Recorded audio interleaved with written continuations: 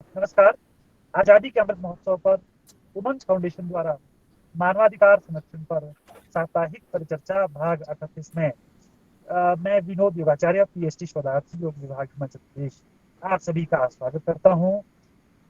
उमंग foundation द्वारा मानवाधिकार संरक्षण पर यह साप्ताहिक परिचर्चा जिसका आज 38वां भाग है। उमंग फाउंडेशन ने अभी तक के जो हमारे वेबिनार है उनमें बच्चों के मानवाधिकार, बुजुर्गों के मानवाधिकार, महिलाओं के, ट्रांसजेंडर, लगभग समाज के हर वर्ग को छूते हुए मानवाधिकारों पर चर्चा की है।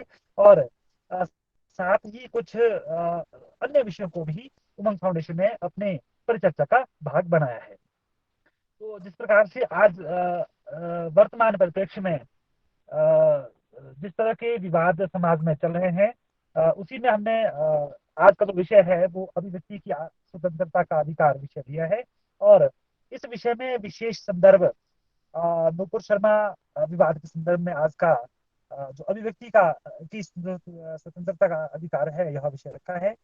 और हमारे साथ विषय विशेषज्ञ वरिष्ठ अधिवक्ता श्री वीर बहादुर वर्मा जी हमारे साथ जुड़े हैं, जो हिमाचल प्रदेश हाई कोर्ट में कार्यरत है, अपनी सेवाएं दे रहे हैं। जो हमारे वरिष्ठ अधिवक्ता वीर बहादुर वर्मा जी के स्वागत के लिए और इनका संक्षिप्त परिचय व विषय वस्तु के ऊपर प्रकाश डालने के लिए मैं आमंत्रित करना चाहता हूं प्रोफेसर अजय श्रीवास्तव जी को, जो पत्रकारिता विभाग हिमाचल प्रदेश में प्रोफेसर हैं। और आप उमंग फाउंडेशन के चेयरमैन भी हैं और राज्य विकलांगता बोर्ड के माननीय सदस्य भी हैं। मेरा निवेदन रहेगा प्रोफेसर अजय श्रीवास्तव जी। धन्यवाद विनोद योगाचार्य जी। आज का विषय बहुत समसामयिक है, बहुत महत्वपूर्ण है, क्योंकि इसने न सिर्फ भारत को बल्कि पूरी दुनिया के एक हिस्से को बुरी तरह झकझोर दिया है। और वो सच झकझोरा है कि झूठ झकझोरा है, उसमें क्या हो रहा है, भारत में दंगे हो रहे हैं, अराजकता का माहौल जो है पैदा किया जा रहा है। अंतर्राष्ट्रीय एजेंसियां जिसमें आईएसआई है और दूसरे देशों के लोग शामिल हैं, इंटरनेशनल जो टेररिस्ट जिहादी ऑर्गेनाइजेशन है जिसमें अल कायदा है, ये सारे इसमें आ गए हैं। क्यों? क्योंकि इनके लिए एक मौका है हिंदुओं, हिंदू धर्म, भारत, इन सबको बदनाम करने का। उस विषय पे मैं नहीं जाऊंगा क्योंकि ये एक काफी हद तक राजनीतिक मुद्दा हो गया है। हमारा उमंग फाउंडेशन का कोई भी राजनीतिक उद्देश्य और राजनीतिक मुद्दा नहीं होता है। हम मानवाधिकारों के ऊपर चर्चा करते हैं और मानवाधिकारों को लेकर समाज में जो बहस चल रही है उसको और बढ़ाते हैं ताकि लोगों को समझ में आए कि बेसिकली मानवाधिकार या फंडामेंटल राइट्स क्या है। एक सवाल अभी आजकल ये उठ रहा है कि क्या हिंदुओं के मानवाधिकार मुसलमानों के मानवाधिकारों से कुछ कम है? क्या एक महिला को जो उसने बोला है, सच बोला है, उसके लिए क्या सजा दी जा सकती है?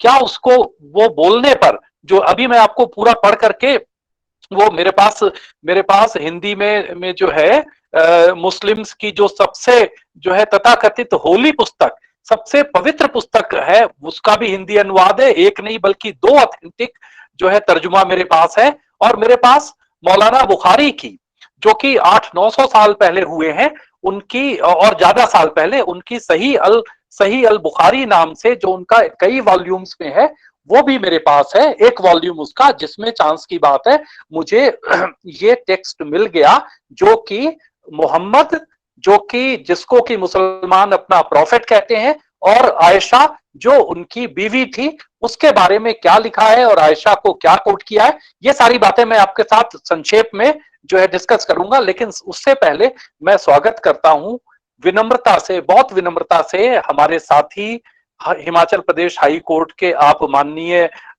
जो है क्या कहते हैं एडवोकेट हैं, अधिवक्ता हैं, और अधिवक्ता परिषद से और कई संगठनों से आप जुड़े हुए हैं, राष्ट्रवादी विचारों के हैं। पिछले 20 सालों से आप हाई कोर्ट में न सिर्फ प्रैक्टिस कर रहे हैं बल्कि समाज में भी विभिन्न क्षमताओं में आप काम करते हैं।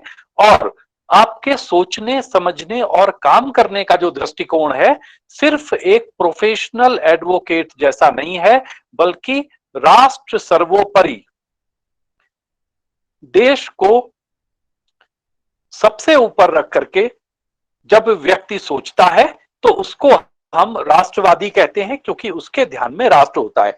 श्री वीर बहादुर वर्मा हमारे आज के रिसोर्स पर्सन बिल्कुल इस कसौटी पर खरे उतरते हैं, क्योंकि हम सबके लिए जो देश है वही सर्वोपरि है, सच सर्वोपरि है, सभी धर्मों का सम्मान भी हम करते हैं वो भी सर्वोपरि है। लेकिन अगर हमारे ऊपर झूठ और लांछन थोपे जाएं और चोरी के साथ सीनाजोरी की जाए, हमारे देवी देवताओं का खुलेआम अपमान किया जाए, उनके हमारे प्राचीन हजारों वर्ष प्राचीन मंदिरों पर मुगलों ने, मुस्लिम्स ने, इन्वेडर्स ने कब्जा करके मस्जिदें बना दी, उसको मानने को तैयार ना हो, उसको जस्टिफाई करते रहें, तो ऐसे में हमारा बोलना बहुत अनिवार्य हो जाता है, क्योंकि वो मंदिर या वो भावनाएं एक व्यक्ति के पूजा करने का स्थल नहीं है, वो राष्ट्र के प्रतीक हैं।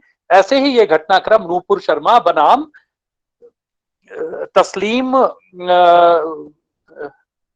तस्लीम के आगे कुछ है, वो एक अभी नाम ध्यान आ जाएगा, तस्लीम रहमानी, उनके बीच में एक टीवी डिबेट थी टाइम्स नाउ पर। उसमें तस्लीम रहमानी साहब कह रहे थे, सारे हमारे जिसमें साथ यूथ जुड़े हुए सबके ध्यान में नहीं भी होगा कि काशी विश्वनाथ मंदिर में जो ज्ञानवापी मस्जिद है, जिसको औरंगजेब ने 1669 में तोड़ करके उसको मस्जिद बनाया, वहां पर वजू खाना जिसमें ये हाथ धोते हैं, पैर धोते हैं, कुल्ला करते हैं, उसमें जब जांच बैठाई गई कोर्ट द्वारा, उसका इन्वेस्टिगेशन हुआ, सर्वे हुआ, तो शिवलिंग वहां पर मिला, ऐसा हिंदू पक्ष मानता है, जबकि ये लोग कहते हैं कि वो फव्वारा है। ये कुछ बहस चल रही थी, तो वो एक जिहादी किस्म का पैनलिस्ट जो कि जिसका नाम तस्लीम रहमानी है, वो कहता कि आप लोगों का क्या है, दिल्ली और सब जगह जहां जहां कहीं पर भी खंबे हैं, जहां जहां कहीं पर भी फव्वारे हैं, आप लोग उसको शिवलिंग मान लेते हो। हमारे लिए सबसे पवित्र 12 ज्योतिर्लिंगों में भी सर्वाधिक पवित्र काशी विश्वनाथ मंदिर और काशी विश्वनाथ का वो शिवलिंग जिसके ऊपर बैठ करके ये लोग कुल्ला करते थे, 350 साल से उसका अपमान कर रहे थे, उसको तो मानने को तैयार नहीं है, बल्कि ये कह रहे हैं कि ये तो आपके गली गली जितने खंबे हैं, और कई कई स्पीकर्स ने उस कार्यक्रम में नहीं, उसके अलावा ये भी कहा कि जहां पर कुत्ता पेशाब करता है उस पत्थर को भी आप शिवलिंग मान लेते हैं। कितनी गलत बातें हैं ये कोई भी व्यक्ति जिसको कि भारतीय संविधान और मानवाधिकारों में थोड़ा सा भी जो है सम्मान है, वो स्वीकार नहीं कर सकता है। अब मैं बताता हूं कि उस बहस में जब वो इतना ज्यादा प्रोवोक हो गई नूपुर शर्मा, उस समय जो भारतीय जनता पार्टी की राष्ट्रीय प्रवक्ता थी, तो उन्होंने कहा कि अगर मैं कहना शुरू कर दूं कि जो क्या कहते हैं उड़ते हुए घोड़ों वाली कहानी मैं कहना शुरू कर दूं, सब बच्चे हमारे जितने साथ जुड़े हैं नहीं संदर्भ समझेंगे, क्योंकि कुरान के बारे में, इस्लाम के बारे में, हदीस के बारे में हिमाचल प्रदेश में विशेषकर हिंदुओं में जागरूकता की अभी भी कमी है। मुझे लगता है कि अगर हमें ऐसे एंटी नेशनल तत्वों से संघर्ष करना है, लड़ना है, और इनको वैचारिक रूप से और सामाजिक रूप से, अगर जिहादियों को जो हिंदू धर्म के खिलाफ बोलते हैं, अगर हमें पनिश करना है, तो ये ग्रंथ भी हमें पढ़ने पड़ेंगे। तो उसमें नूपुर शर्मा ने कहा कि मैं उड़ने वाले घोड़ों की बात करूं। उड़ने वाले घोड़ों का जिक्र उन्होंने इसलिए किया क्योंकि ऐसा माना जाता है, हदीस में लिखा है कि जब मोहम्मद साहब का, मैं उनको साहब बोलता नहीं हूं, लेकिन हदीस में लिखा है, मोहम्मद को मोहम्मद ही बोलेंगे, क्योंकि जो लोग, जो समुदाय, जो व्यक्ति हमारे देवी देवताओं का, हमारे राष्ट्रीय प्रतीकों का सम्मान नहीं करते, हम उनके बारे में, वो हमें अपेक्षा भी नहीं करें कि हम सम्मान से उनका नाम लेंगे। ठीक है, हिंदू धर्म अपमान करने को जो है नहीं कहता है, लेकिन सर्वधर्म समभाव की बात करता है, लेकिन जबरदस्ती कोई सोचे कि किसी ने मुझे फेसबुक पर लिखा कि आप मोहम्मद लिखते हैं, साहब नहीं लिखते हैं, पैगंबर नहीं लिखते हैं। भाई तेरा पैगंबर होगा, सारे हिंदुओं का पैगंबर नहीं है ना, हमारा साहब है। तो उन्होंने जब उनका अंतिम समय आया तो ऐसा माना जाता है, ये लोग मानते हैं, साइंस की कसौटी पे तो हम कुछ नहीं कह सकते हैं, सबको पता है कि वो एक घोड़े और गधे के बीच का कोई जानवर था, उसका कोई नाम अरबी में है, वो आया और मोहम्मद उस पर बैठ करके जो है जन्नत की तरफ उड़ गए, ऐसा माना। दूसरा उन्होंने कहा कि और अगर आप कहते हो तो और बोलूं और क्या बोलना था उन्होंने बताया कि 6 साल की शादी में 6 साल की आयु में मोहम्मद ने आयशा की, जब आयशा 6 साल की थी तब मोहम्मद 50+ थे, 6 साल की बच्ची से शादी की और 9 साल की उम्र में उनको अपने घर ले जाकर के उनके साथ सेक्स किया। ये ये बिल्कुल गलत नहीं लिखा है। मैं आपको अभी हदीस पढ़ करके सुनाता हूं जिसका अरबी और इंग्लिश में ट्रांसलेशन है। ये सही, आप लोग नेट पर सर्च करें, मैं बिल्कुल भी जो भी बात बोलता हूं बिल्कुल ऑथेंटिक बोलता हूं। SAHIH, सही, SAHI नहीं, सही मुस्लिम, और सही बुखारी में भी है। सही बुखारी में क्या कहते हैं कि जब जब आयशा 6 साल की थी, कहीं पर 7 साल भी, सुन्नन अभी दाऊद में लिखा है जब वो 7 साल की थी, लेकिन सही अल बुखारी में लिखा है जब वो 6 साल की थी।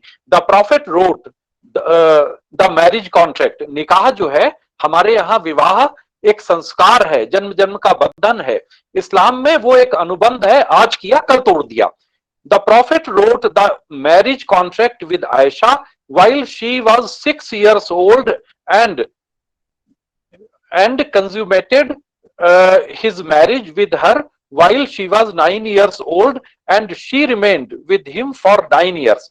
ये सही अल बुखारी 5158 में लिखा हुआ है कि 9 साल की उम्र में उनके साथ उन्होंने वैवाहिक संबंध बनाए, 6 साल की उम्र में शादी की, और वो आयशा जो थी उनकी बीवी थी, दूसरी बीवी थी। ये भी ध्यान रखने की बात है कि कुल मोहम्मद ने कुल 10 शादियां की और उसमें से वो दूसरी बीवी थी।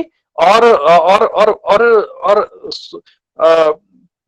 सुनान अबी दाऊद में ये भी एक हदीस है, 2121 पेज पे लिखा है, the messenger of Allah married me. Aisha को कोट कर रहे हैं ये, जो 6 साल की थी और 9 और 18 साल की, जब वो 18 साल की थी तब हजरत मोहम्मद जो है वो दुनिया से जो है चले गए थे। The messenger of Allah means Muhammad married me when I was 7 years old, ये दाऊद में लिखा है।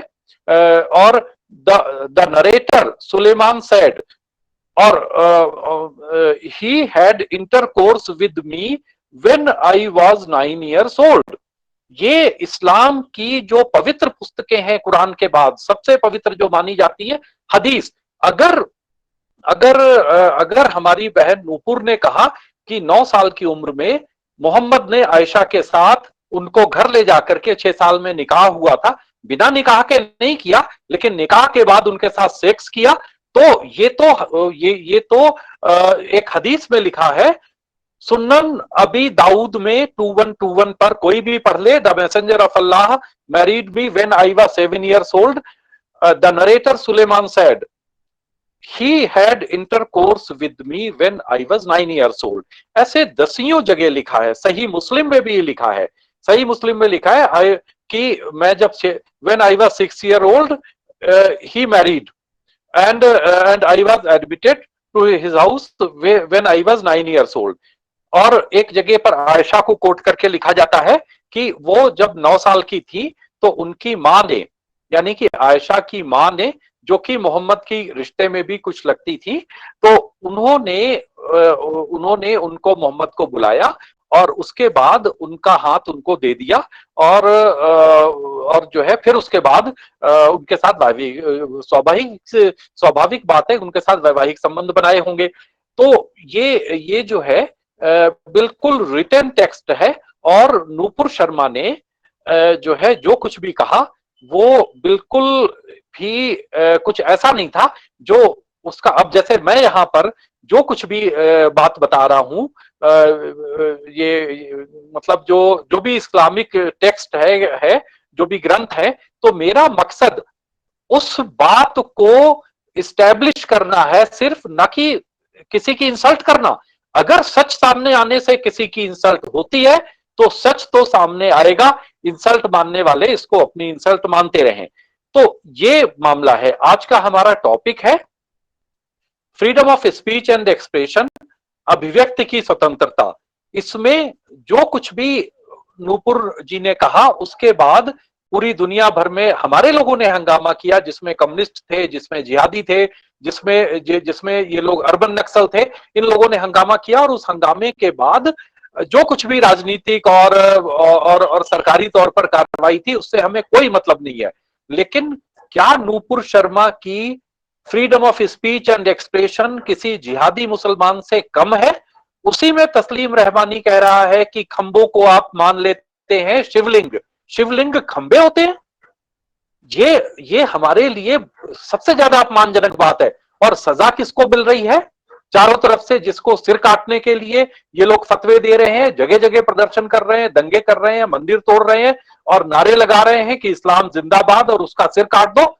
इस पर हमें जागरूक होने की जरूरत है, क्योंकि freedom of speech and expression Nupur Sharma के पास उतनी ही है जितनी किसी अन्य नागरिक के पास, और जितनी उस व्यक्ति के पास, तस्लीम रहमानी के पास, जो कि वहां पर बैठा हुआ था और बकवास कर रहा था हिंदू धर्म का अपमान करते हुए। तो मुझे सिर्फ इस बैकग्राउंड में, क्योंकि लीगल पॉइंट जो freedom of speech and expression का है वो आज के हमारे माननीय रिसोर्स पर्सन जो है देखेंगे, कवर करेंगे।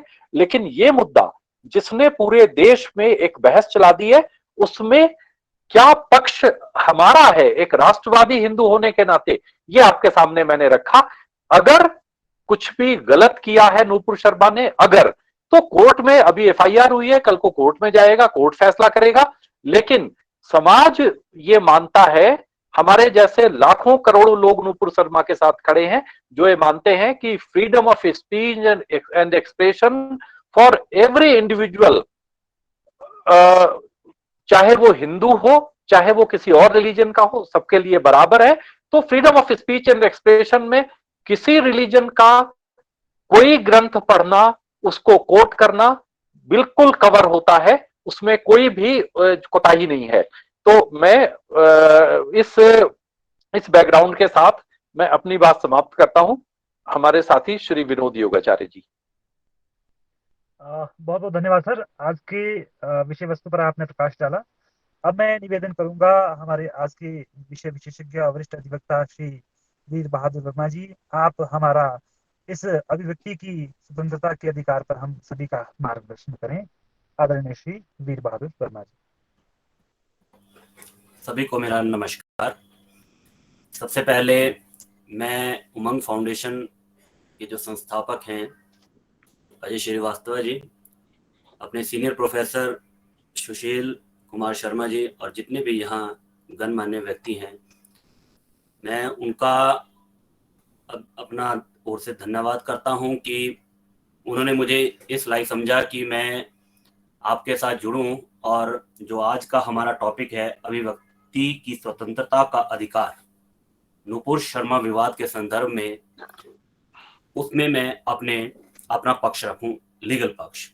बैकग्राउंड अजय श्रीवास्तव जी ने बहुत अच्छी तरह से समझा दी। अब मेरा जो इसमें प्रयास रहेगा कि लीगल कंटेक्स्ट में कि फ्रीडम, राइट टू फ्रीडम, जो कि आर्टिकल 19 संविधान की जो धारा 19 है उसमें समाहित है। जैसा कि हम जानते हैं, खाली कर दो। जैसा कि हम जानते हैं कि the constitution of India came into the force on 26th of January 1950, and obviously the Article 19 right to freedom was there since its inception. पर इसकी आर्टिकल 19 राइट टू फ्रीडम है और 19A के right to freedom of speech and expression, ये भी इसमें शुरू से था। Time to time this article attracts the attention of common people. But recently, in the year 2016, when Tukde Tukde gang raises the anti-national slogans, then this अभिव्यक्ति की आजादी came into limelight. मैं प्रयास करूंगा अब आगे इसको रखने का कि इसकी लीगल मीनिंग क्या है। अभिव्यक्ति के संविधान में, भारत के संविधान में अभिव्यक्ति की आजादी का क्या महत्व है। भारत का संविधान अनुच्छेद 1(1) कहता क्या है? प्रत्येक नागरिक को वाक एवं अभिव्यक्ति की स्वतंत्रता का अधिकार प्रदान किया गया है। अभिव्यक्ति की स्वतंत्रता सभी स्वतंत्रताओं की जननी है, ऐसा इसमें लिखा है हमारे संविधान में कि ये सभी की जननी है। वाक और अभिव्यक्ति की स्वतंत्रता का अर्थ है मुंह के शब्दों, लेखन, मुद्रण, चित्र या किसी अन्य माध्यम से अपने विचारों को स्वतंत्र रूप से व्यक्त करना, उसका अधिकार। अभिव्यक्ति की स्वतंत्रता का अधिकार एक स्वतंत्र समाज का मूल है और इसे हम हर समय संरक्षित करना, इसे हमें हर समय संरक्षित करना चाहिए। मैं इसके साथ कॉन्क्लूड करूंगा अजय सर, लास्ट में अपने इसका नूपुर का मैं पहले इसके ऊपर हाईलाइट करूंगा कि इसका जो सुप्रीम कोर्ट की और डिफरेंट हाई कोर्ट्स की इसके ऊपर रूलिंग्स हैं।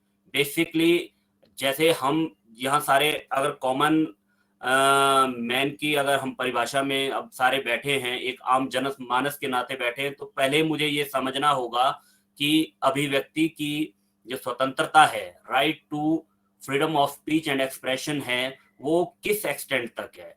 एज आई कोटेड अर्लियर कि ये सभी स्वतंत्रताओं की जननी है, तो क्या मुझे कुछ भी कहने का अधिकार है कि मैं कुछ भी बोल लूं? जैसा सर ने कहा कि एक डिबेट चैनल पे चल रहा था और वहां से ये विवाद उत्पन्न हुआ, तो क्या मेरे पास ये अधिकार है कि मैं किसी को भी कोई गाली गलौज कर लूं? क्या मुझे सबसे पहले इस बारे में जानना है कि ये कहता क्या है। भारत का संविधान का अनुच्छेद 1(a) अपने सभी नागरिकों को वाक और अभिव्यक्ति की स्वतंत्रता के अधिकार की गारंटी देता है। कानून कहता है कि सभी नागरिकों को भाषण और अभिव्यक्ति की स्वतंत्रता का अधिकार होगा। अब इसमें जो राइडर है वो है आर्टिकल 19 सब क्लॉज 2 में। इसके तहत कुछ उद्देश्यों के लिए इस अधिकार के प्रयोग पर उचित प्रतिबंध लगाया जा सकता है। अनुच्छेद 1(1) के तहत बोलने की स्वतंत्रता में किसी भी माध्यम से किसी भी मुद्दे पर अपने विचारों को व्यक्त करने का अधिकार शामिल है। उदाहरण के लिए मुंह के शब्दों से, लेखन, मुद्रण, चित्र, फिल्म आदि के माध्यम से। लेकिन यह अधिकार, जैसे मैंने पहले कहा कि 19(2) में हमें राइडर है के तहत लागू की जा रही व्यवहारिक सीमाओं के अधीन है। मैं इसमें बाद में आऊंगा कि 19(2) जो था वो जब कॉन्स्टिट्यूशन हमारा बना 1950 में, तो earlier it was not there, but while first amendment it came into existence. उसका भी मैं रेफरेंस दूंगा कि 1950 में एक केस आया सुप्रीम कोर्ट में। सुप्रीम कोर्ट ने उस केस के बाद जो हमारा लेजिस्लेचर है उसने इसमें फर्स्ट अमेंडमेंट के तहत 19(2) के क्लॉज को ऐड किया। तो भारत के संविधान के प्रावधानों के तहत एक व्यक्ति और साथ ही एक निगम भारत के संविधान के अनुच्छेद 32 और 226 के तहत एक रिट याचिका के माध्यम से राज्य के खिलाफ भाषण की स्वतंत्रता और अन्य मौलिक अधिकारों का आह्वान कर सकता है। नाउ नेक्स्ट इज कि अभिव्यक्ति की स्वतंत्रता का महत्व क्या है। अभिव्यक्ति की स्वतंत्रता लोकतांत्रिक सरकार की सुरक्षा है। We are a democratic country. इसमें हमें, अगर मेरे पास बोलने का अधिकार है तो वो मेरी एक सुरक्षा है। लोकतंत्र में भाषण और अभिव्यक्ति की स्वतंत्रता मुद्दों के मुक्त बहस के चैनल खोलती है। भाषण की स्वतंत्रता सामाजिक, आर्थिक और राजनीतिक मामलों पर जनमत को आकार देने में एक महत्वपूर्ण भूमिका निभाती है। अब इसकी आवश्यकता क्यों पड़ी? वाक और अभिव्यक्ति की स्वतंत्रता की रक्षा करने की आवश्यकता क्यों है? मैंने जैसे कहा कि हर कोई, अगर जैसे श्रीवास्तव सर ने बहुत अच्छा कहा कि क्या वो हिंदू जो कम्युनिटी है, जो हम एज ए यहाँ बड़ा सेक्ट कहा जाता है, और क्या माइनॉरिटीज को ये एक्ट नहीं लगता, ये राइडर नहीं लगता? क्या जो सारे के सारे राइडर्स हैं वो क्या हमारी कम्युनिटी को लगते हैं कि मैं जो मर्जी बोल लूं, वो मैं माइनॉरिटी के कंटेक्स्ट में कह रहा हूं कि मैं जो मर्जी बकवास कर लूं, तो मुझे जो है कुछ ये 19 आर्टिकल 19 में मेरे लिए सब कुछ माफ है? क्या मुझे 19(2) के तहत, क्या जो आईपीसी के प्रोविजंस हैं जैसे 295A है, या उसमें मैं बाद में आऊंगा कि 295A क्या है, क्या मुझे वो अट्रैक्ट नहीं होते? तो इसकी आवश्यकता क्या है? जैसे मैं कह रहा था, वाक और अभिव्यक्ति की स्वतंत्रता की रक्षा करने की आवश्यकता क्यों है? अभिव्यक्ति की स्वतंत्रता मनुष्यों को अपनी राय दूसरों के सामने रखने की पेशकश करती है, लेकिन यही एकमात्र कारण नहीं है। अभिव्यक्ति की स्वतंत्रता की रक्षा के लिए अभिव्यक्ति की स्वतंत्रता के 4 महत्वपूर्ण औचित्य हैं, जैसे कि खुले संवाद द्वारा सत्य की पहचान के लिए। अगर if I am in a position to debate in an open manner, कि मैं अगर खुलकर भी बहस ना कर सकूं, अपने विचारों को ना रख सकूं, तो सत्य की पहचान कैसे होगी? बहन नूपुर शर्मा ने अगर कोई चीज कही, जैसा सर ने रेफरेंस दिया उनकी होली टेक्स्ट बुक्स का, कि अगर उसने नो डाउट कि that was not referred during that time जब when she was on debate, तो at that time she referred she didn't refer the context कि किस कंटेक्स्ट में मैं बोल रही हूँ और किस टेक्स्ट से मैं इसको बोल रही हूँ। पर अगर जैसे हमने सबने सोशल मीडिया पे देखा होगा कि Zakir Naik, it was a Islamic scholar, जिसको उसने सेम वर्डिंग, अगर आप कंपैरिजन करेंगे, same wording he said the flying horses. हमारे नूपुर ने कहा कि उड़ते हुए घोड़े, उसने आयशा का नाम लिया, age was 6, she also quoted same word. पर हमारे यहाँ मुस्लिमों की भावना, क्योंकि वो एक हिंदू बहन और एक पर्टिकुलर किसी पार्टी की वो प्रवक्ता थी, इसलिए हगामा हो गया। पर अगर मैं खुले संवाद द्वारा अगर सत्य की पहचान के लिए अगर मैं बात ही नहीं करूंगा, तो मैंने कहा कि अभिव्यक्ति की स्वतंत्रता के 4 औचित्य हैं कि पहला, खुला संवाद होना चाहिए। इसके अनुसार यदि भाषण की सीमाओं को सहन किया जाता है तो समाज सटीक तथ्यों और बहुमूल्य राय के निर्धारण और प्रकाशन को रोकता है, मेरा मानना है। दूसरा, स्वपूर्ति और विकास के एक पहलू के रूप में मुक्त भाषण की स्वतंत्रता प्रत्येक व्यक्ति के आत्म विकास और आत्म पूर्ति के अधिकार का एक मौलिक पहलू है। मीन सेल्फ डिपेंडेंट और सेल्फ डिपेंडेंस। ये अगर मैं नहीं बोलूंगा, अगर मेरे को यह अभिव्यक्ति की स्वतंत्रता का अधिकार नहीं होगा, तो दैट विल बी कर्व्ड। हमें जो कहने और लिखने और सुनने और पढ़ने की अनुमति है, उस पर प्रतिबंध हमारे व्यक्तित्व और उसके विकास में 100% बाधा डालेगा। नेक्स्ट, विश्वास और राजनीतिक दृष्टिकोण व्यक्त करने के लिए बोलने की स्वतंत्रता किसी के विश्वास को व्यक्त करने और राजनीतिक दृष्टिकोण दिखाने की संभावना प्रदान करती है। इस प्रकार भाषण की स्वतंत्रता एक तंत्र प्रदान करती है जिसके द्वारा स्थिरता और सामाजिक परिवर्तन के बीच एक संतुलन स्थापित करना संभव होगा। नेक्स्ट, बोलने की स्वतंत्रता किसी व्यक्ति की निर्णय लेने की क्षमता को मजबूत करती है। अगर मैं अच्छा बोल रहा हूं, आज अगर मैं यहाँ बोल रहा हूं कि मैंने ये बोलना है, तो मुझे पता है कि मेरा जो निर्णय है कि अगर मुझे अगर इस डिबेट में या इस टॉक में इनवाइट किया गया है, तो I am here to express my word openly. अगर मेरे को बोलने की अभिव्यक्ति नहीं होगी, सर ने बिल्कुल ओपन माइंड से कहा कि जो वर्ड्स हैं उसमें एज इट इज पढ़े, अगर उसको मैं शब्दों को दबा देता, तो अगर मेरी बोलने की अभिव्यक्ति नहीं होती जो मुझे गारंटी मिली हुई है कॉन्स्टिट्यूशन में, तो शायद मैं ये चीज नहीं बोल पाता। अब इसी का ही अगर मैं जैसे इंग्लिश में कहूं कि इंग्लिश में एग्जैक्ट वर्ड में इसमें क्या लिखा है, article 19(1)(a) of our constitution guarantees to all citizens the right to freedom of speech and expression. The freedom of expression means the right to express one's opinion by words of mouth, writing, printing, picture, or in any other manner.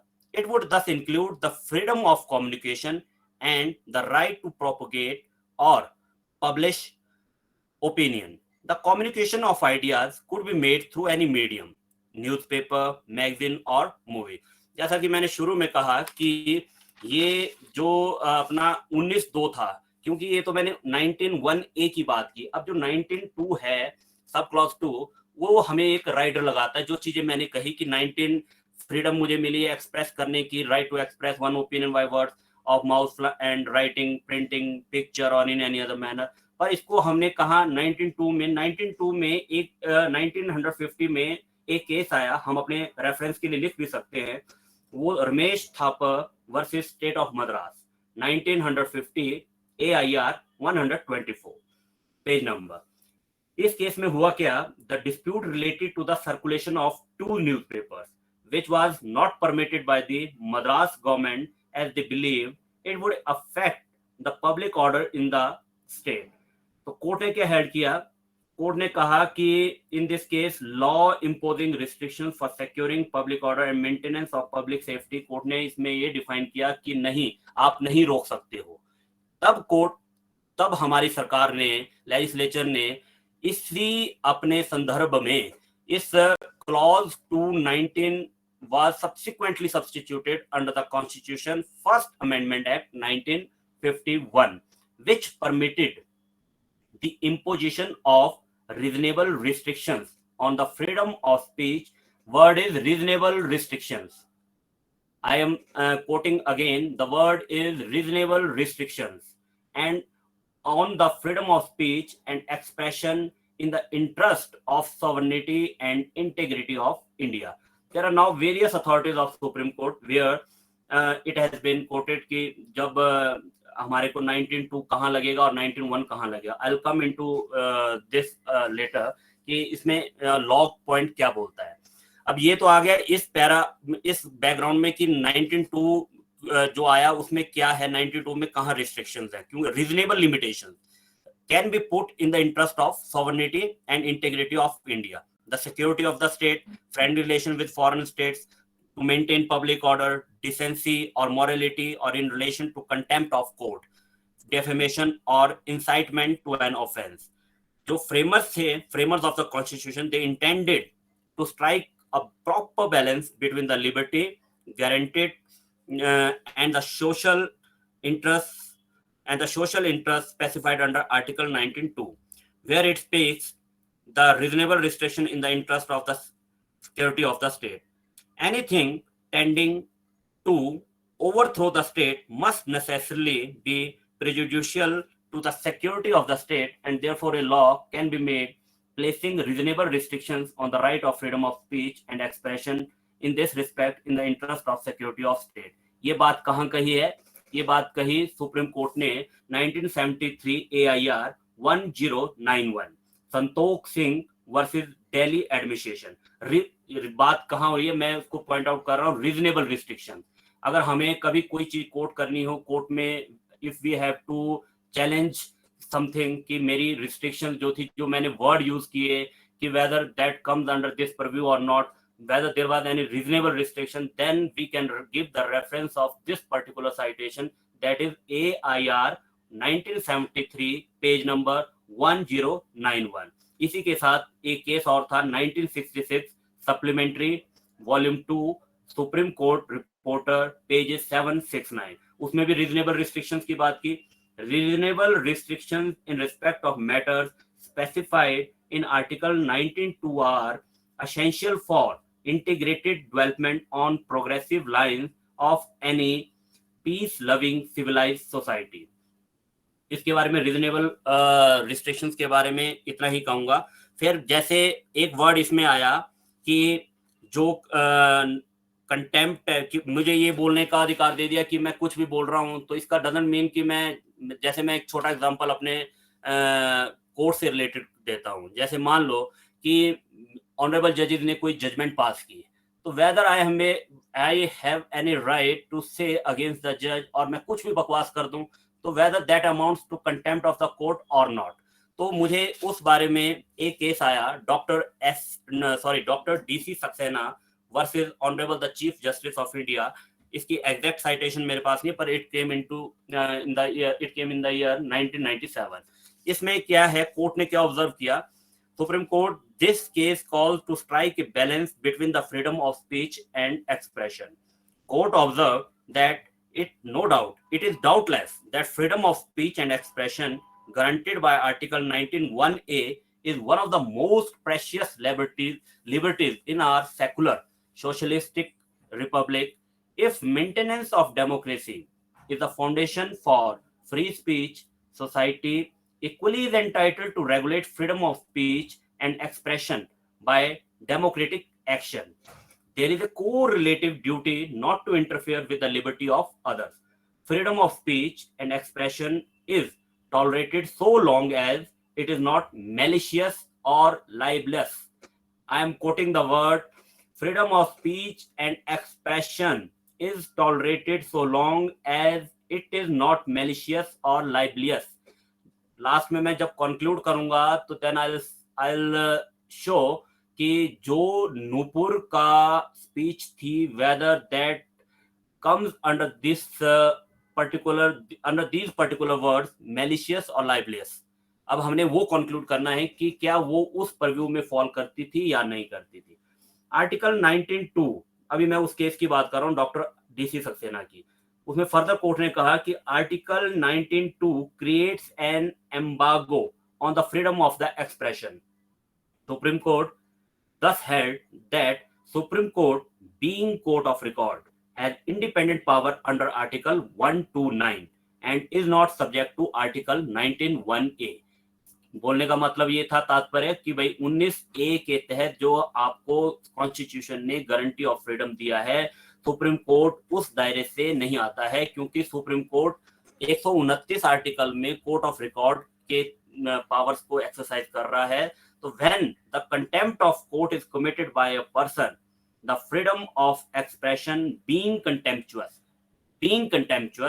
becomes punishable under Article 129 of the Constitution. मैं ये नहीं कह सकता कि जनाब मुझे 19(a) संविधान की जो शक्तियां हैं 19(a) के तहत कि उसमें मैं आपको कुछ भी कह सकता हूं, क्योंकि उसने इस केस में ये कहा था कि जो सुप्रीम कोर्ट के चीफ जस्टिस ऑफ इंडिया है 1997 में, तो उसने ये कहा था कि ये अपने पद पर रहने का अधिकार इनको नहीं है, इनको हटाया जाए. उसने कुछ एलिगेशंस लगाए थे.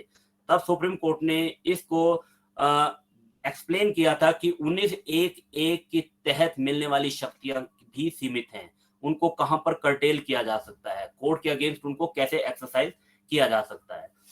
अब नेक्स्ट आ जाते हैं हम, जैसे सोशल मीडिया. मेरा मानना है social media has no gatekeeper. कोई गेटकीपर नहीं है. जिसका जो मन करता है, मेरा अपना सोशल मीडिया प्लेटफॉर्म है, मेरा अपना फेसबुक है, मेरा अपना ट्विटर है, मेरा अपना व्हाट्सएप है, मेरे अपने ग्रुप्स हैं. There is no gatekeeper. कोई चौकीदार नहीं है, इसलिए जो चाहे वो मैं अपलोड कर सकता हूँ. इन दिस बैकग्राउंड क्या हुआ, फिर सरकार ने सन 2000 में सूचना प्रौद्योगिकी अधिनियम बनाया, जिसे हम कहेंगे इंफॉर्मेशन टेक्नोलॉजी एक्ट 2000, जिसमें 2008 में संशोधन किया और संशोधित कानून 2009 में लागू किया गया.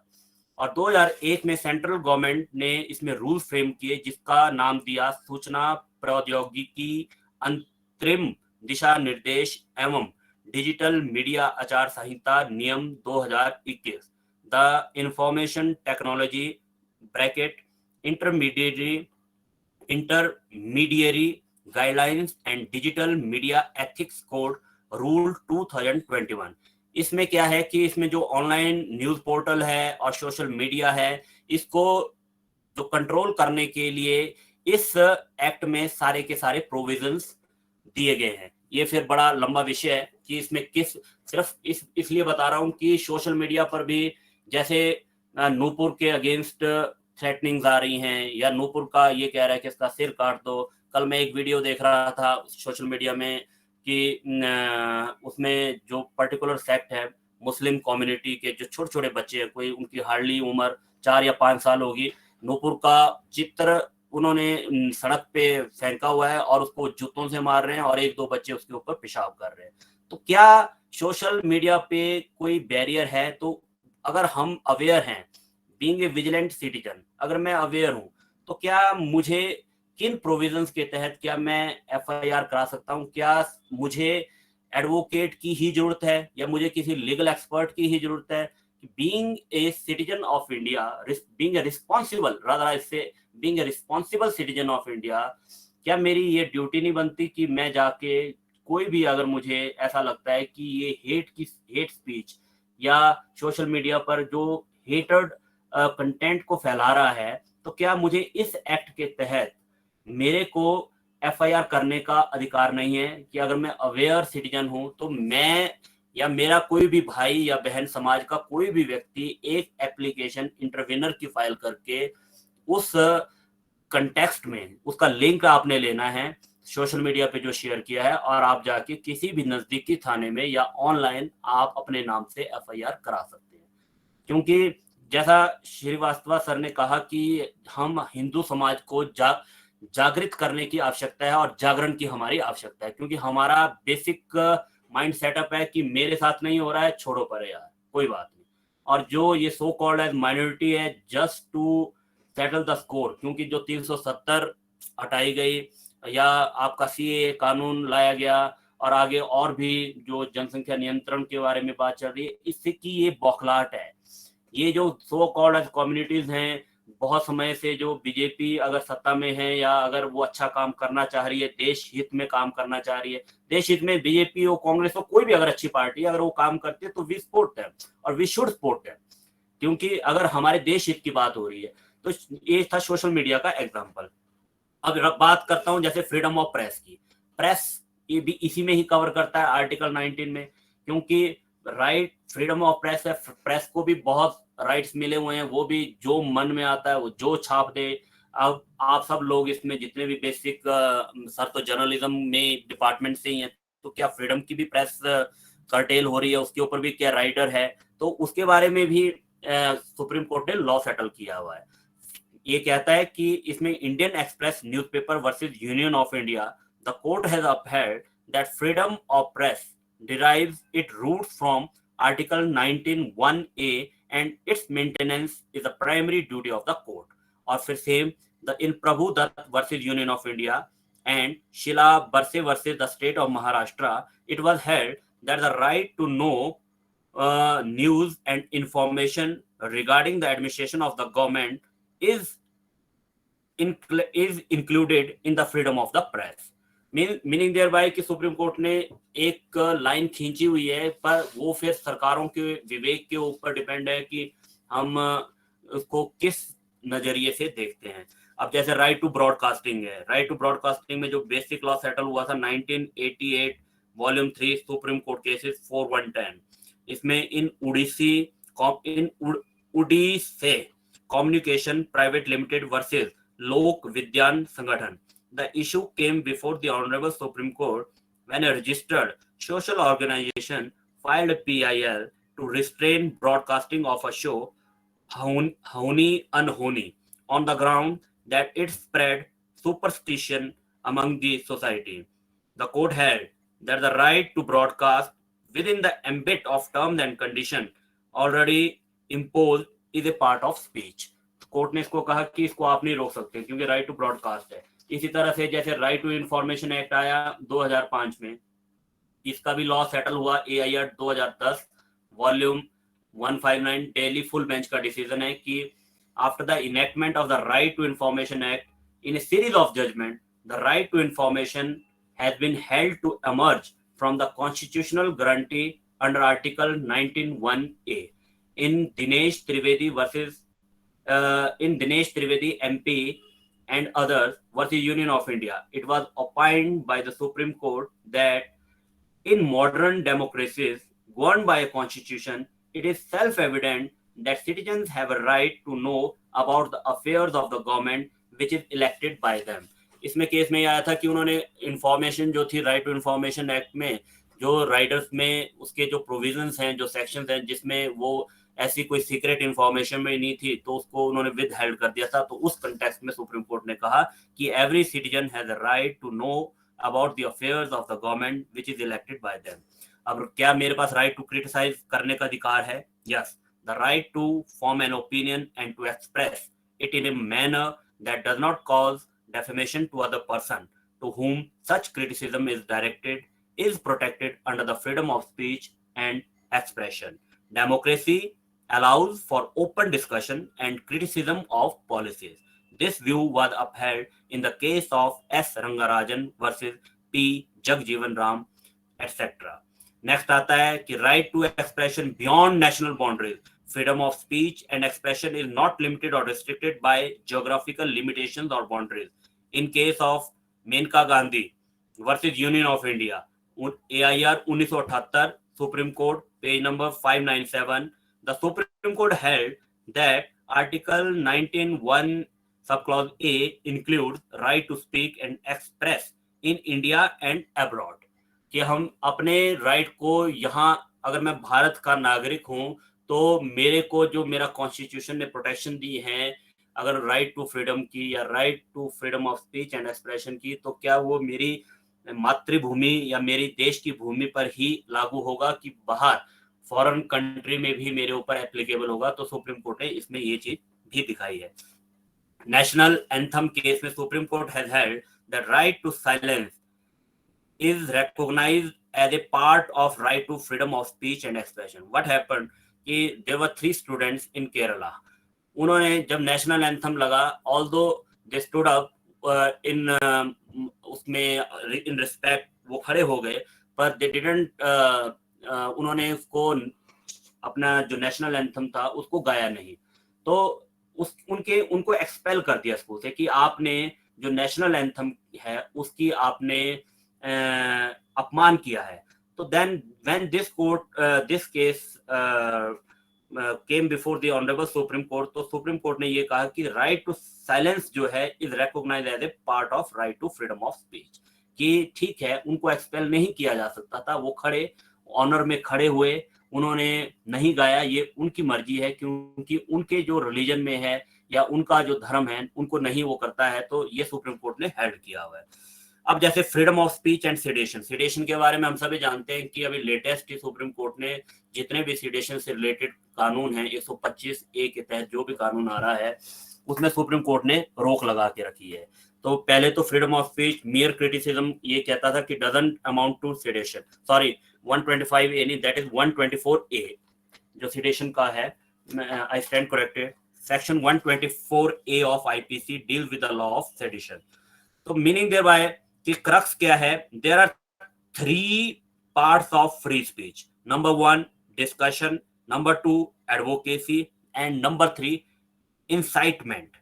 First 2 parts are covered by free speech, and when problem arises, third part is problematic क्योंकि it can constitute as an offense अगर उसमें incitement है।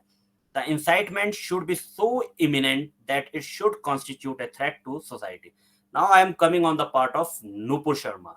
The word is that I said there are 3 parts of free speech: discussion, advocacy and incitement. TV channels में क्या चला था? Discussion चली हुई थी।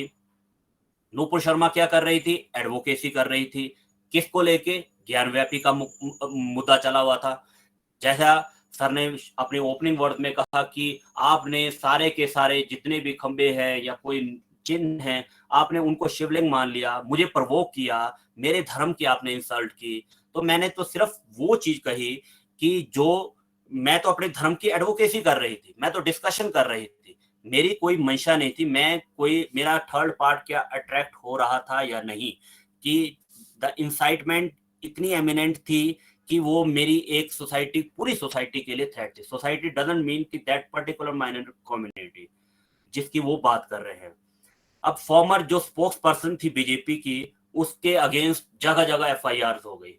महाराष्ट्र में हुई, अपने मध्य प्रदेश में हो गई, जहां जहां डिफरेंट पार्टी की गवर्नमेंट थी, because at that time she was holding the portfolio of particular party. Now she has been expelled on this ground, maybe whatsoever the political bindings, but being a Hindu, being a Sanatani, that it is my duty कि वो गलत थी या नहीं थी वो मुझे तय करना है। मुझे अपने समाज में ये चीज अपने चाहे सोशल मीडिया प्लेटफॉर्म से या अपने डिस्कशन के माध्यम से ये चीज उसको मैं कैसे सपोर्ट कर सकता हूँ, इस चीज को मुझे ज्यादा से ज्यादा प्रोपेगेट करना है कि क्या नूपुर शर्मा गलत थी या ठीक थी। मैंने जैसा कहा कि उसको डिफरेंट जो पार्ट्स हैं हमारे अपनी कंट्री के, वहां उसके अगेंस्ट एफआईआर लॉन्च होगी। किन सेक्शंस में? सेक्शन 153A में, section 153B, section 295A, 298 and 505 of IPC. Mumbai police ने उसको समन भी किया हुआ है। अब मैं बिल्कुल छोटे छोटे में कि सेक्शन 153 की जो परिभाषा है 53A में, 153A क्या कहता है और 153B क्या कहता है, 295A क्या कहता है। और अपने श्रीवास्तव सर, मैं लंबा तो नहीं जा रहा हूँ ना, क्योंकि मैं कंक्लूड करूंगा। नहीं, हाँ ठीक है, कोई 5-7 मिनट और लेने, हाँ 5-7 मिनट लूंगा जी। अब मैं कंक्लूजन की ओर ही हूँ। सेक्शन 153A जो है, सेक्शन 153 कहता है कि इम्प्यूटेशंस, एजर्शंस, प्रीजुडिशियल्स टू नेशनल इंटीग्रेशन। एक तो इस सेक्शन में एक ये सेक्शन इंपोज हुआ है। अगला 153B की बात कर रहा था मैं। 153A क्या कहता है? Promoting enmity between different groups on ground of religion, race, place of birth, residence, language, etc., and doing act prejudicial to maintenance of harmony, offense committed in place of worship, etc. दो section तो ये हो गए। अगला section है 295A, जिसकी बहुत चर्चा हो रही है। 295A क्या कहता है?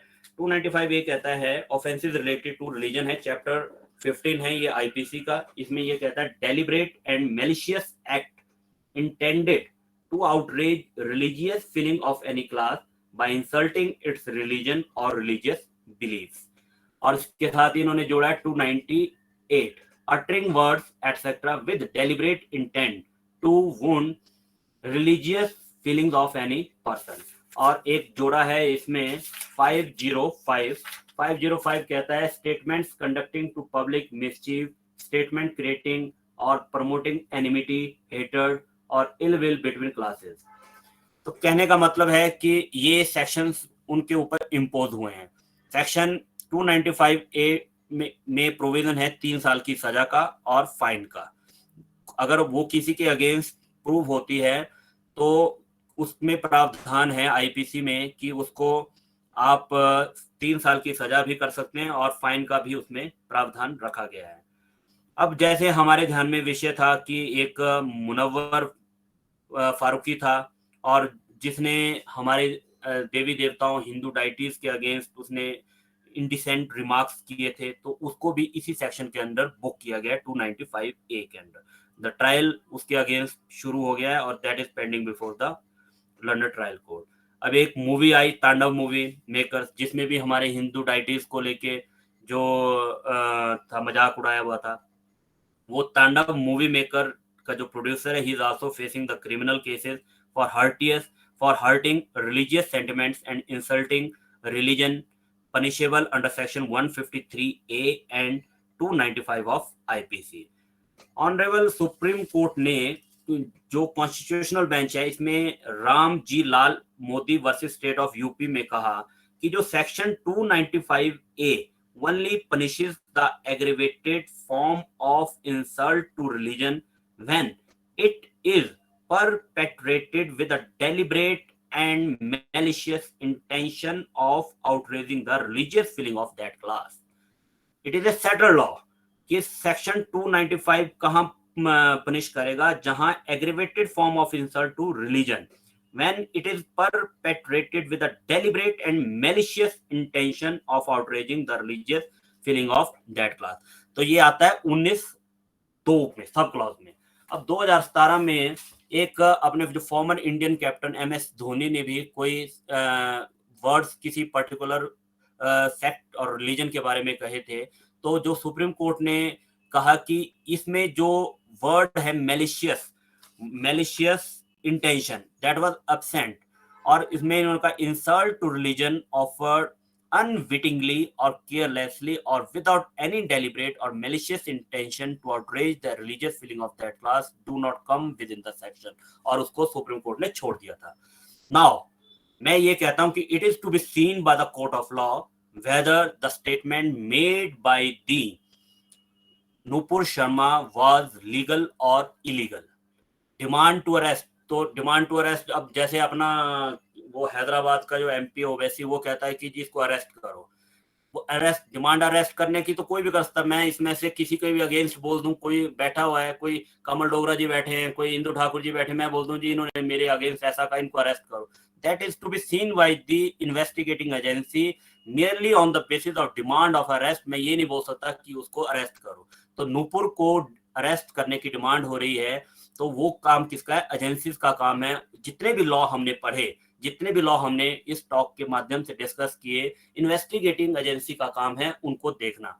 हमारे विश्व हिंदू परिषद के जो अंतरराष्ट्रीय अध्यक्ष हैं श्रीमान आलोक जी, उन्होंने भी इस बारे में यही स्टेटमेंट दी है कि it is to be seen by the court of law whether her statement is legal और अलीगल। और लॉ को जो है अपना काम करने दो। उससे पहले ही जो ये स्टोन पेटलिंग हो रही है और जो सुनियोजित ढंग से एक पर्टिकुलर कम्युनिटी देश का माहौल बिगाड़ रही है, तो वो नहीं चलने वाला है। जैसे उत्तर प्रदेश में हुआ, उत्तर प्रदेश में योगी जी की सरकार है, वो उसको अपने ढंग से चला, उसको देख रहे हैं उस मुद्दे को। जो भी डिफॉल्टर्स और जो भी पत्थरबाज वहां पाए जाते हैं, उन्होंने बिल्कुल ठीक सिस्टम रखा है। बुलडोजर बाबा के नाम से वो फेमस है, और वहां उन्होंने अपना जो भी गलत कार्य के अधीन पाया जाता है उसके अगेंस्ट वो कार्रवाई उस तरह कर रहे हैं। पर जो Nupur Sharma participate in a debate, कहां पार्टिसिपेट कर रही थी? Where disrespectful things were being spoken about Hindu deities. तो अकॉर्डिंग टू मी, मैं कंक्लूड कर रहा हूं, according to me she said what has been mentioned in the holy books of Islam, जैसा सर ने उसका एग्जांपल दिया। And it was not deliberate और malicious intention to outrage the religious feeling of that class. जितने भी Islamic scholars हैं, चाहे वो जाकिर नाइक है और अदलिक और जो भी अदर इस्लामिक स्कॉलर है, उन्होंने भी सेम वर्ड्स अटर किए हैं पर्टिकुलर कम्युनिटी के जो भी थे।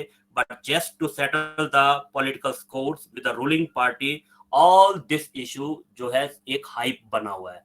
तो न हमारी नेसेसिटी क्या है, हमें करना क्या है, वो अब हमारे विवेक के ऊपर है कि जो ये सारी चीजें हो रही है उनके पीछे उद्देश्य क्या था। जो फ्रीडम ऑफ स्पीच है, क्या वो इतनी दी गई है कि हम जो मर्जी बोल लें? और फ्रीडम ऑफ स्पीच क्या सिर्फ एक पर्टिकुलर सेक्ट, एक पर्टिकुलर रिलीजन को ही लगेगी?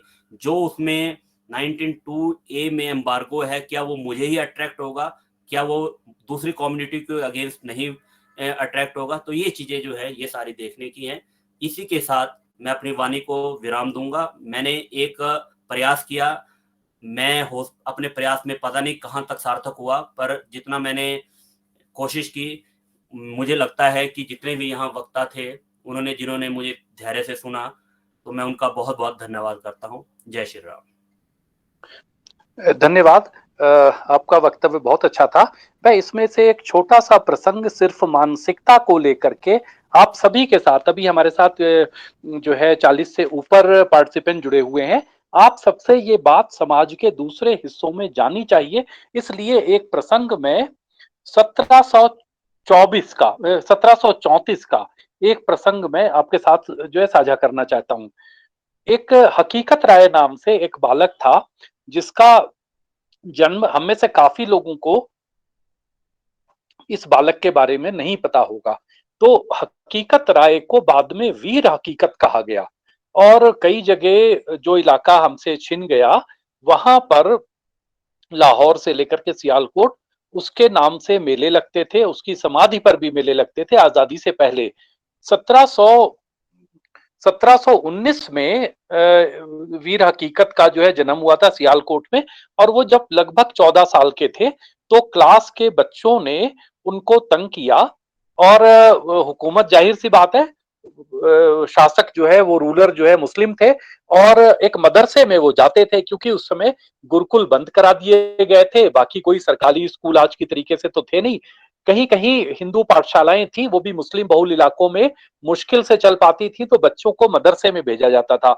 तो ये बालक भी जो है मदरसे में जाता था, तो वहां बच्चों ने देवी देवताओं को जो है वो गालियां दी, अपशब्द कहे। तो वीर हकीकत ने, जो हमें किताबों में मिलता है इतिहास की, पंजाब की जो प्री पार्टीशन 47 से पहले की जो पुस्तकें हैं, अभी तो लोगों ने भुला दिया उनको, उसमें कहा गया है कि हकीकत राय ने उनसे कहा कि देखो, देवी देवताओं का बिल्कुल ये केस जो है बिल्कुल नूपुर शर्मा से बिल्कुल जो है सिमिलर केस है, लगभग जो है मिलता जुलता है। तो उस बच्चे से कहा, तो उस बच्चे ने कहा कि देखो तुम देवी देवताओं को गाली मत दो, खास करके देवी दुर्गा के बारे में अपमान कर रहे थे। अगर मैंने आपकी बीवी फातिमा के बारे में कुछ कह दिया, फिर तुमको जैसा बुरा लगेगा वो तुम जो है महसूस करो कि जो मुझको क्या बुरा लग रहा है। तो उन बच्चों ने, क्योंकि मदरसे में पढ़ते थे, हिंदू विरोध पढ़ाया जाता था, कुरान की आयतों में जहां जहां जिहाद और काफिरों के खिलाफ बातें की गई हैं, वो सारी उन बच्चों को आज भी भारत में पढ़ाई जाती हैं। और उस समय तो शासन ही उन लोगों का था, उस समय पढ़ाई जाती थी। तो बच्चों ने शिकायत कर दी अपने मौलवी से कि ये बीवी फातिमा को गाली दे रहा है। तो ये ब्लेस्फेमी का, या जिसको हम कहते हैं अल्लाह की निंदा करने का, जो है वो मामला बना दिया गया। भारत में जब ये कहते हैं सिर तन से जुदा, ये शरीयत है। ये पाकिस्तान में भी ऐसा ही है, वहां सिर काटते नहीं है, फांसी दे देते हैं। अगर उनको लगता है कि इसने इस्लाम के, मोहम्मद के, आयशा के, फातिमा के, खतीजा के किसी के खिलाफ कोई बात की, तो उसको सीधे फांसी दे दी जाती है, एक समरी ट्रायल करके। इसके एक नहीं सैकड़ों उदाहरण है।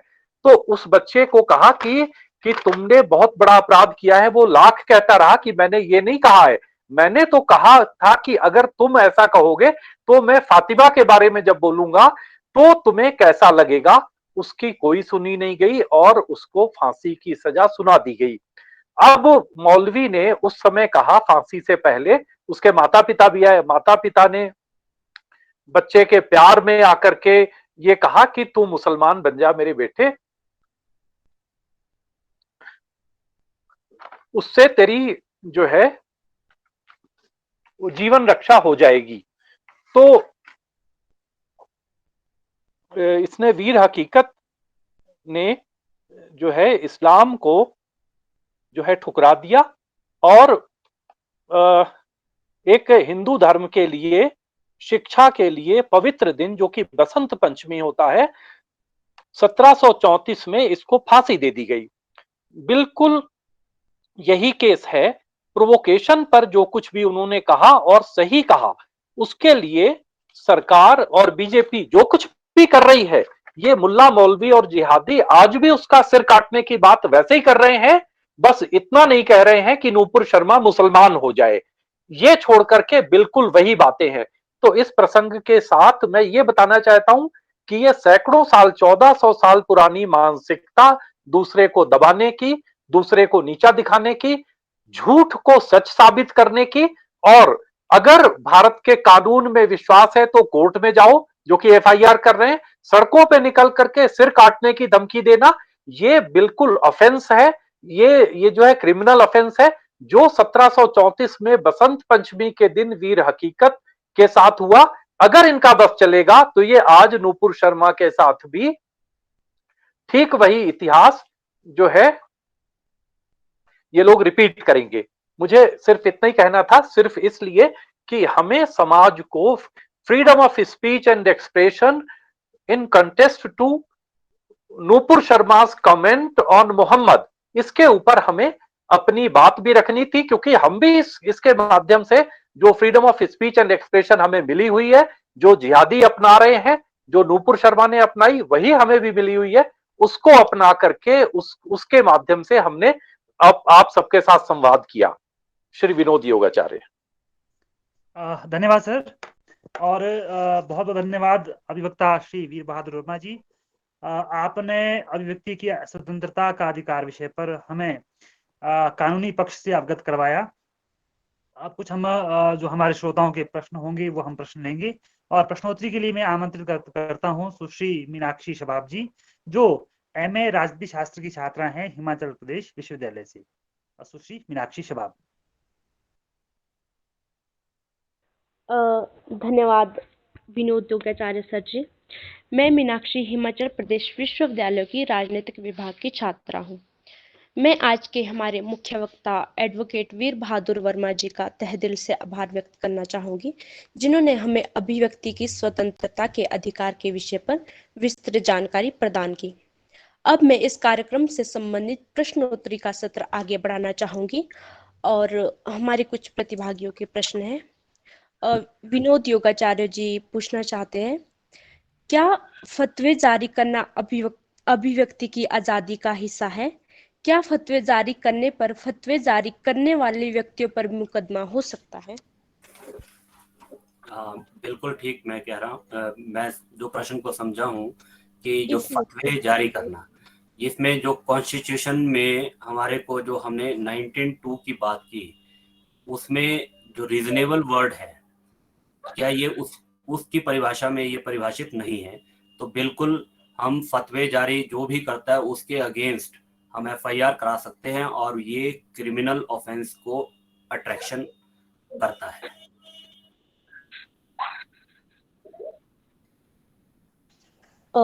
धन्यवाद सर। अगला प्रश्न है संजीव शर्मा जी का।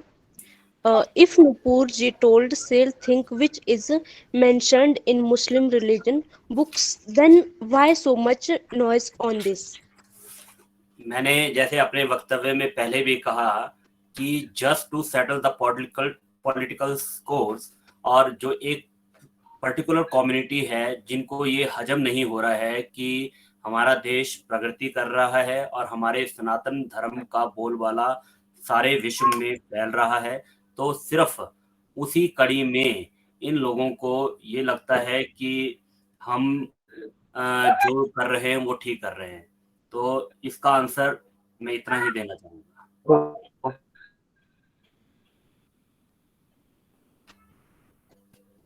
अगला प्रश्न ले सकते हैं आप। यदि किसी अन्य प्रतिभागी का प्रश्न है तो वे अपना माइक अनम्यूट करके प्रश्न पूछ सकते हैं।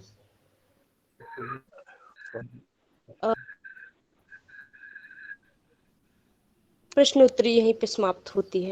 एक प्रश्न मेरा है मीनाक्षी, वीर बहादुर जी से मैं पूछना चाहता हूं कि जो उस डिबेट में जो दूसरे पार्टिसिपेंट थे, क्या उनकी वीडियो क्लिपिंग ले करके हम यहाँ एफआईआर लॉन्च कर सकते हैं शिमला में, और क्या हम सीधे कोर्ट में भी जा सकते हैं उनके अगेंस्ट?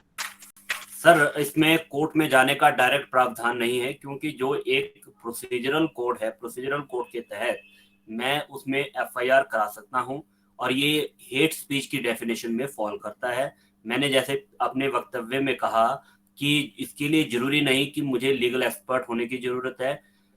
अगर मैं सिंपल जाके ये कहूं कि मेरे रिलीजियस सेंटिमेंट्स हर्ट हुए हैं, तो मैं किसी भी थाने में जाके उन जो डिबेट चैनल्स में जिन्होंने मेरे धर्म की आस्था को चोट पहुंचाई है, जिन्होंने मेरे शिवलिंग का जो हमारा आस्था का प्रतीक है उसके बकवास की है, उसको ले जाके मैं सिंपल अगर एक प्लेन अपने पेपर पे जाके एफआई कंप्लेंट करता हूं, तो वो इन्वेस्टिगेटिंग एजेंसी का काम है कि वो जो सेक्शंस हैं जैसे 153A 153B के तहत अगर वो एफआईआर दर्ज करने से मना करते हैं, तब मेरा नेक्स्ट कोर्स ऑफ एक्शन वो कोर्ट में एप्लीकेशन दायर करने का है कि एफआईआर ये दर्ज नहीं हो रही है। तो मैं सर्टनली उनके अगेंस्ट एफआईआर दर्ज करा सकता हूँ, वो चाहे आप हो या मैं हूँ या कोई भी कॉमन आदमी, वो एफआईआर दर्ज करा सकता है। ठीक है, धन्यवाद जी। नमस्कार जी, एक मेरा प्रश्न था वीर बहादुर सिंह जी से। जी भाई। जी, ये कहाँ नुपुर शर्मा को जो निष्कासित किया गया, ये कहाँ तक उचित है? जहाँ बीजेपी एक हिंदू राष्ट्र पार्टी कमल जी, मैं इसका आंसर सिंपल इतना ही कहूंगा, ये पॉलिटिकल विषय था, ये उनका अंदरूनी मामला था। इसमें लीगल एस्पेक्ट का और इसके साथ हमारे जो आज का टॉक थी इसके साथ हमारा इसमें बोलना नहीं बनता है, क्योंकि वो उनके अपने घर का मामला था कि उसको नहीं, ये बात मैं आपसे मान सकता हूँ कि हमारा बोलना नहीं बनता है, लेकिन कहीं ना कहीं हमारे को उनका साथ देना बहुत जरूरी था। जितने सटीक ढंग से आपने अभिव्यक्ति के आजादी के बारे में आपने जितने सटीक ढंग से विवरण किया, उसके हिसाब से कहीं ना कहीं हमें उनके साथ हर जगह खड़ा होना जरूरी है। हम बिल्कुल आपकी बात से सहमत हूँ, हम उनके साथ खड़े हैं, तभी आज उमंग फाउंडेशन के बैनर के तले हम आज इस विषय के ऊपर चर्चा कर रहे हैं। पर जो बात रही पार्टी से क्यों निकाला, वो पार्टी का आंतरिक विषय है, उसको लेकर हम यहाँ अभी हम डिबेट करेंगे तो वो हमारा अधिकार क्षेत्र में नहीं आता है। धन्यवाद। धन्यवाद। जी भाई साहब, कोई और हैं तो? धन्यवाद सर। धन्यवाद सुश्री मीनाक्षी शबाब। अगले कार्यक्रम में चलते हैं आगे। धन्यवाद ज्ञापन के लिए मैं सुश्री अनुराधा शर्मा, जो एमए इतिहास की छात्रा हैं हिमाचल प्रदेश विश्वविद्यालय, आपसे निवेदन है कृपया आप धन्यवाद ज्ञापित करें। Anuradha Sharma. Thank you Vinod sir. मैं धन्यवाद करती हूँ Himachal Pradesh high court advocate आदरणीय वीर बहादुर सर जी का, जिन्होंने अपना बहुमूल्य समय निकालकर हमारे आज के वेबिनार में विशेष वक्ता के तौर पर आज के महत्वपूर्ण विषय अभिव्यक्ति की स्वतंत्रता का अधिकार को लेकर हमें गहन जानकारी प्रदान की कि किस तरह एक व्यक्ति को स्वतंत्रता का अधिकार प्राप्त है और कानून में इसके लिए क्या क्या प्रावधान किए गए हैं। मैं आपका पूरी उमंग फाउंडेशन इकाई की तरफ से दिल की गहराइयों से हार्दिक धन्यवाद करती हूँ। मैं साथ ही धन्यवाद करती हूँ उमंग फाउंडेशन के अध्यक्ष प्रोफेसर आदरणीय अजय श्रीवास्तव सर जी का, जो कि इस कार्यक्रम के सूत्रधार है। इनके द्वारा ही इन सभी महत्वपूर्ण मानवाधिकार वेबिनार का बेड़ा लिया गया है। मैं इन्हें समाज का रियल नायक कहना चाहूंगी।